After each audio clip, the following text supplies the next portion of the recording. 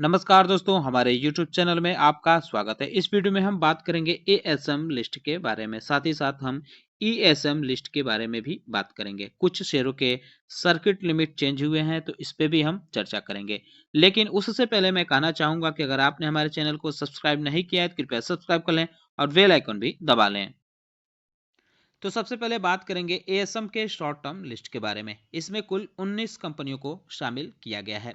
आदिशक्ति लोहा and Ispat limited है, VF utilities limited है, VFL asset and finvest limited है, डिपना फार्माकेम लिमिटेड है, ईआईएच एसोसिएट होटल लिमिटेड है, ईआईएच लिमिटेड है और Hardcastle Waud and manufacturing company limited है, हार्वर्ड होटल लिमिटेड है, जगन लैंप्स है, MK ventures and capital limited है और आरबी डेनिम्स लिमिटेड भी देखने को मिल रहा है।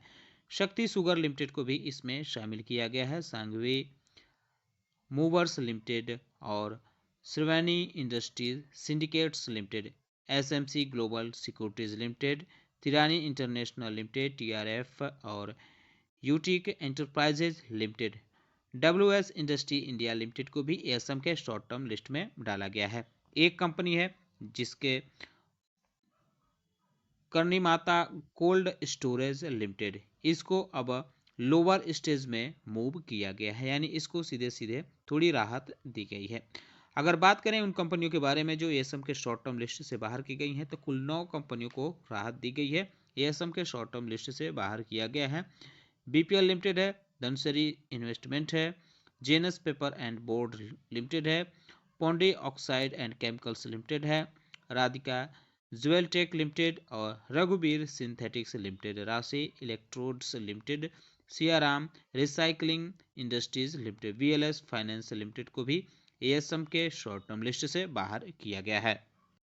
वहीं एएसएम के लॉन्ग टर्म लिस्ट में कुल 14 कंपनियों को शामिल किया गया है। JTL infrastructure, Haldyn glass limited, Pondy oxide and chemicals limited, Pondy oxide को एएसएम के शॉर्ट टर्म लिस्ट से निकालकर एएसएम के लॉन्ग टर्म लिस्ट में डाला गया है। NIN tech systems limited, Genus prime infra limited, कीजेन agro infraweld limited, Kintech engineering limited, Margo finance limited, Fabcom capital markets limited, Nivaka fashion limited, Panth infinity limited और quadrant televentures limited. इसके अलावा 2 कंपनियां और हैं जो एएसएम के लॉन्ग टर्म लिस्ट में डाली गई हैं। सुपरटेक्स इंडस्ट्री है, विजय लक्ष्मी इंजीनियरिंग वर्क्स लिमिटेड को भी एएसएम के लॉन्ग टर्म लिस्ट में शामिल किया गया है।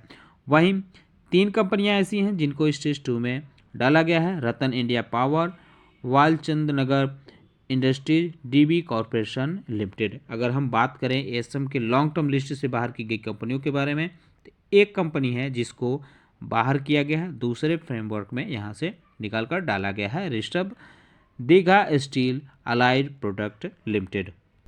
वहीं इनहेंस्ड सर्विलांस मेजर फ्रेमवर्क यानी ईएसएम लिस्ट के बारे में बात करें तो आज कुल 8 कंपनियों को इसमें शामिल किया गया है। Barak valley cements limited, cords cable industries limited, futuristic solution limited, Mahamaya steel industry limited, POCL enterprises limited, Rishabh Digha steel and allied products limited, Shakti press limited, VJTF एडवर्स सर्विस लिमिटेड को भी ईएसएम लिस्ट में शामिल किया गया है। कुछ कंपनियां हैं जिनको हायर स्टेज में मूव किया गया है, जैसे 7NR retail, coastal roadways limited, Eurom pharmaceuticals limited, Epsom properties limited, J Tapariya projects limited, M Lakshmi industries limited, millennium online solution India limited, SAL steel limited को भी हायर स्टेज में मूव किया गया है। Suraj products, Suraj trading and agencies, trans India house impex limited को भी higher stage में move किया गया है। वहीं किसी भी कंपनी को इसमें से बाहर नहीं किया गया है।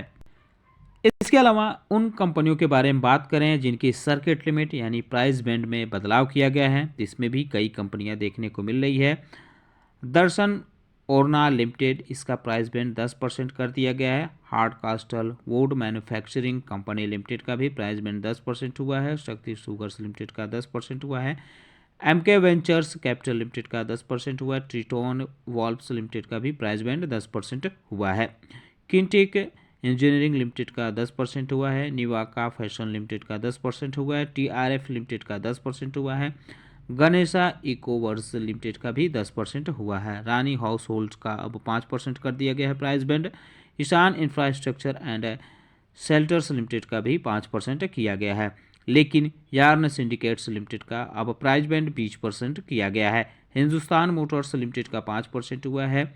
ग्लिटेक ग्रेंटीज लिमिटेड का 5% हुआ है। ऑटो पेंट्स इंडिया लिमिटेड का 5% हुआ है। एमईपी इंफ्रास्ट्रक्चर डेवलपर्स लिमिटेड का भी 5% हुआ है।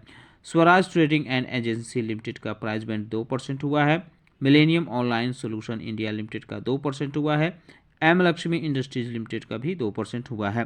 इसके अलावा Suraj products, coastal roadways, trans India house impex, Epsom properties, SAL steel और J Tapariya project, 7NR retail और इसके अलावा यूरोम फार्मास्यूटिकल लिमिटेड का प्राइस बैंड अब 2% देखने को मिलेगा। कॉन्टिनेंटल सर्विस सिक्योरिटीज लिमिटेड का 5% हुआ है। ज्वेंडर कैपिटल सर्विसेज लिमिटेड का 5% हुआ है। नीरव कमर्शियल्स लिमिटेड का 5% हुआ है। एएसआई इंडस्ट्रीज लिमिटेड का प्राइस बैंड 5% हुआ है। सद्भाव इंजीनियरिंग लिमिटेड का भी प्राइस बैंड चेंज किया गया है, अब इसका प्राइस बैंड 5% कर दिया गया है। तो ये खबरें थी दोस्तों, जो भी इसमें एक्शन हुआ है, जो भी बदलाव हुए हैं, या है कुछ कंपनियों को एएसएम लिस्ट में डाली गई है या उनको उसमें से बाहर किया गया है या ईएसएम लिस्ट में डाला गया है, प्राइस बैंड चेंज हुए हैं, ये सारे बदलाव, ये सारे एक्शन 9 फरवरी यानी कल से लागू होते हुए देखने को मिलेंगे। तो दोस्तों उम्मीद करता हूं कि आपको हमारा वीडियो पसंद आया होगा। कैसा लगा बताना न भूलें, साथ ही साथ हमारे चैनल को सब्सक्राइब कर लें, बेल आइकन दबा लें। वीडियो देखने के लिए बहुत बहुत धन्यवाद।